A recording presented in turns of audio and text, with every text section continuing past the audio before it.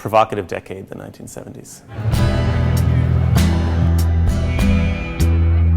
The 1950s were about challenges to conformity and the middle class. The 1960s were turning that all on its head. Hippie movement, drugs, free sex, all of those things. The 1970s, I think, can best be understood that the party was sort of over and there was a very sort of bad hangover.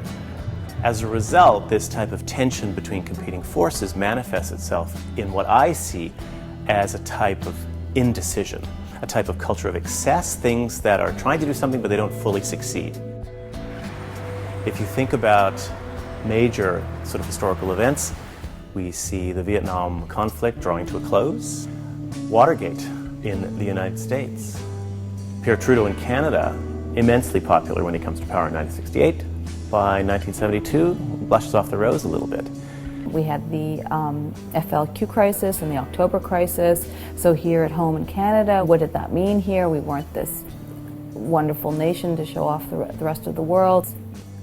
We experienced our first energy crisis because of OPEC. The OPEC cartel limited our access to gas, and we had this energy crisis for the very first time.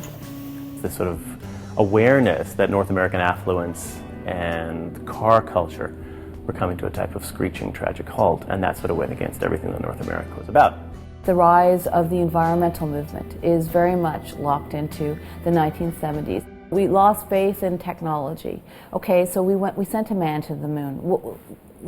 So what? In terms of style, I think about it of the AMC Gremlin and the AMC Pacer, these remarkable, funny little cars that sort of captured bad design culture. Leisure suits. The 70s was an interesting decade for design. There were a lot of mistakes, and that's not bad because the 70s were about experimentation. In that way, it was kind of a transition from the 60s. People carried that idea forward. It was still a continuation of the 60s to some extent. So you still see influence of the space age look on design. The sphere was still a very popular motif. But you also had, as part of the alternative culture, was the hippie movement. So you do think of the Jesus sandals and the macrame.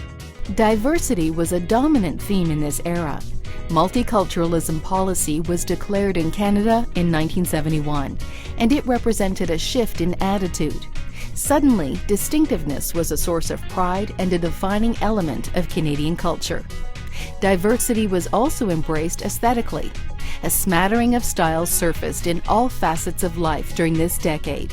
In fact, for many people that lived through the wild creativity of the 70s, it's probably a time they'd rather forget. Nonetheless, in the world of home interiors, a number of intriguing seating designs emerged in Canada during the 1970s.